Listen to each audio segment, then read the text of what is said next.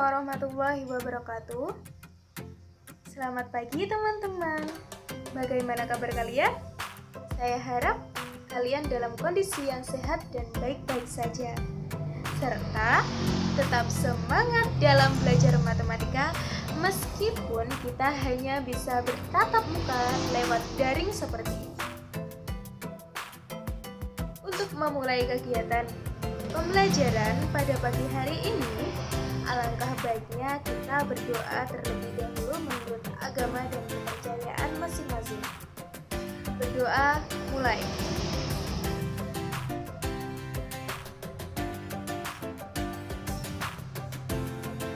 Selesai. Jangan lupa alat tulisnya dipersiapkan ya. Setelah ini, tolong diisi absensi di kolom komentar di bawah ini dengan format nama, nomor induk, dan kelas sebelum pukul 12 siang. Karena setelah pukul 12 siang saya akan menganggap kalian tidak hadir jika tidak melakukan absensi. Untuk standar kompetensi dan kompetensi dasarnya adalah sebagai berikut. Lalu, masihkah kalian ingat tentang pelajaran minggu kemarin yang saya sampaikan? Tentang bentuk-bentuk aljabar dan unsur-unsur aljabar. Baik, jika masih ingat, lalu apakah yang akan kita pelajari pada pagi hari ini? Masih tentang aljabar ya? Apakah kalian tahu penerapan dan fungsi aljabar dalam kehidupan sehari-hari? Kalau tidak tahu, aljabar itu bisa juga digunakan untuk menghitung keuntungan dan kerugian perdagangan loh. Bagaimana caranya? Kalian ingin tahu? Mari kita belajar bersama-sama. Tujuan pembelajaran pada pagi hari ini sebenarnya adalah untuk menyelesaikan operasi berupa penjumlahan, pengurangan, perkalian, dan pembagian dalam bentuk aljabar. Untuk teknik pembelajaran pada pagi hari ini, kalian bisa juga mencari referensi dari Google ataupun buku referensi yang saya beritahukan di awal pembelajaran kemarin. Jadi tidak harus berpaku kepada video yang saya berikan ya. Nanti saya juga akan memberikan tugas dan kalian kerjakan dikirim ke Google Classroom. Baiklah, kita mulai. Ada beberapa sifat yang harus kita pelajari terlebih dahulu sebelum menggunakan operasi aljabar. Yang pertama adalah sifat komutatif, yang kedua asosiatif, yang ketiga adalah sifat distributif. Bagaimana sih sifat komutatif itu?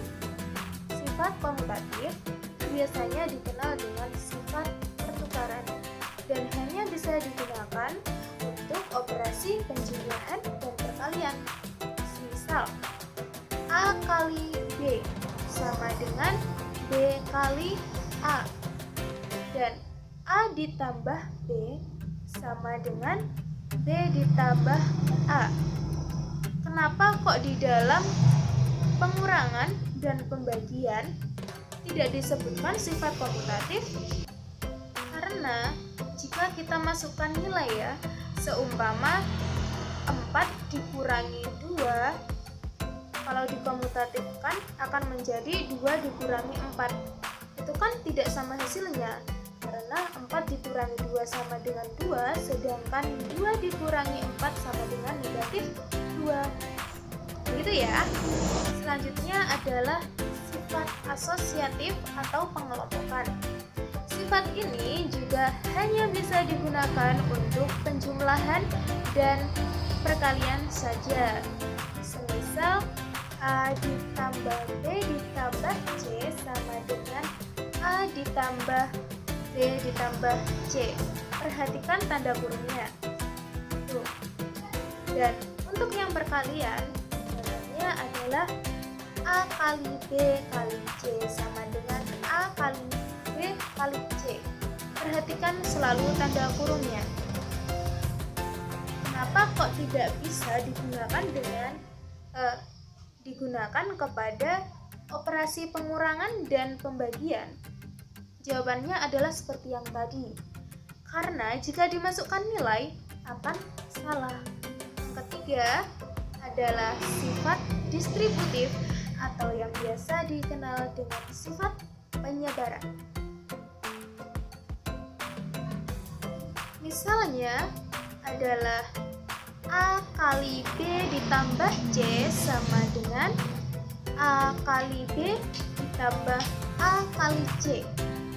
Dan A kali B dikurangi C sama dengan A dikali B dikurangi A dikali C.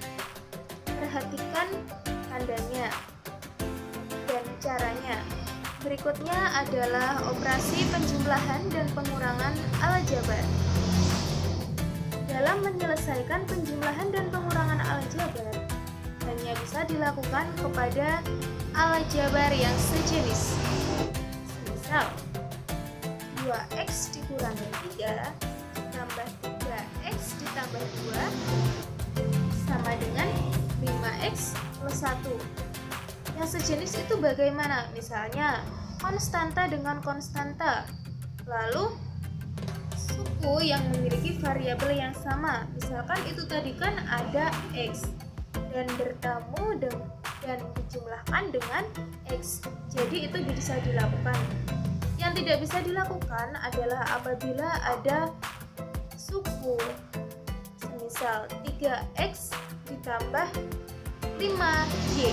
Itu tidak bisa dijumlahkan. Jadi hasil akhirnya nanti tetap 3x ditambah 5y. Sedangkan untuk perkalian itu ada 3 jenis. Yang pertama, perkalian konstanta dengan bentuk aljabar yang sejenis. Misalnya adalah 4 kali T ditambah 1. Hasilnya adalah 4 kali T ditambah 4 kali 1 sama dengan 4T ditambah 4. Yang kedua adalah perkalian dua bentuk aljabar yang sejenis. Caranya bagaimana? Yang pertama adalah kita kalikan koefisien dengan koefisien. Yang kedua baru dikalikan variabel dengan variabelnya. Misalnya adalah 4AB dikali 2BC sama dengan, kita kalikan dulu konstantanya, yaitu 4 dikali 2 dikali AB kali BC, berarti 8AB kuadrat 8AB kuadrat C. Begitu ya. Yang ketiga adalah perkalian dua bentuk aljabar yang tidak sejenis. Bagaimana caranya? Caranya adalah sama dengan yang nomor 2 tadi, yaitu dikalikan dulu koefisiennya, baru dikalikan variabelnya. Misal saya punya AX ditambah B dikali BX ditambah D sama dengan ABX kuadrat ditambah ADX ditambah B kuadrat ditambah BD. Kenapa bisa seperti itu? Caranya adalah AX dikali BX, kemudian AX dikali D, kemudian D dikali BX, dan yang terakhir B dikalikan D. Nah, setelah itu ketemu ABX kuadrat ditambah B kuadrat ditambah ADX ditambah BD. Seperti itu ya. Sedangkan contoh untuk yang pembagian itu seperti ini. Ada 16 X pangkat 3B dibagi 4X. Caranya sama, kita akan membagi terlebih dahulu koefisiennya, yaitu 16 dibagi 4 sama dengan 4. Lalu X pangkat 3B dibagi dengan X. Karena yang atas X pangkat 3 dibagi dengan X pangkat 1 sama dengan dikurangi 1 pangkat X-nya karena pembagian. Hasilnya adalah X kuadrat B. Jadi hasil bagi dari 16 X pangkat 3B dibagi 4X adalah 4X kuadrat B. Jika nanti masih ada kesulitan, bisa ditanyakan di grup WA kelas kita ya. Jangan lupa setelah dikerjakan dikirimkan ke Google Classroom. Batas waktunya adalah 1 minggu ke depan ya. Dan sampai jumpa. Soal yang pertama, 2X kuadrat ditambah 5X dikurangi 4 ditambah 9X kuadrat ditambah 5Y ditambah 2 sama dengan titik.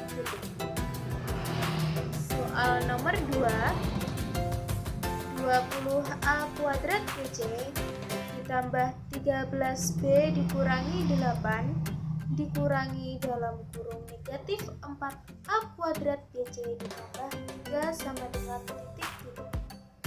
Soal ketiga, dalam kurung P dikurangi 3Hi dikalikan 2P ditambah 5Hi sama dengan titik. Yang keempat, negatif 16XY pangkat 3 ditambah 24 dibagi 4X sama dengan titik. Soal yang kelima, Divo pergi ke toko buku untuk membeli 3 buku dan 5 pensil seharga 11.000. Sedangkan Iko membeli 1 buku dan 2 pensil seharga 4.000. Berapakah masing-masing harga 1 buku dan 1 pensil? Bagaimana caranya? Yang pertama adalah kita ubah dulu menjadi bentuk persamaan aljabar. Jadi, buku dimisalkan A, pensil dimisalkan B. Sehingga persamaan aljabarnya adalah 3A ditambah 5B sama dengan 11.000. Dan 1A atau A saja ditambah 2B sama dengan 4.000. Kemudian kalian bisa mengeliminasinya dan ketemulah hasilnya nanti. Oke, di penghujung pelajaran pada pagi hari ini, marilah kita simpulkan lebih dahulu. Dalam operasi aljabar itu ada 3 sifat yang harus kita pelajari. Yang pertama adalah komutatif, asosiatif, dan yang ketiga adalah distributif. Lalu, dalam penjumlahan dan pengurangan aljabar hanya bisa dilakukan pada bentuk aljabar yang sejenis. Kesimpulan selanjutnya adalah operasi perkalian aljabar bisa diselesaikan dengan 3 jenis cara. Baik, sekian dulu materi dari saya. Apabila ada kurang dan lebihnya, saya mohon maaf. Terima kasih dan semoga bermanfaat.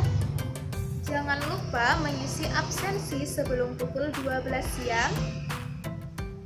Dan untuk mengakhiri kegiatan pembelajaran pada pagi hari ini, marilah kita bersama-sama mengucapkan hamdalah.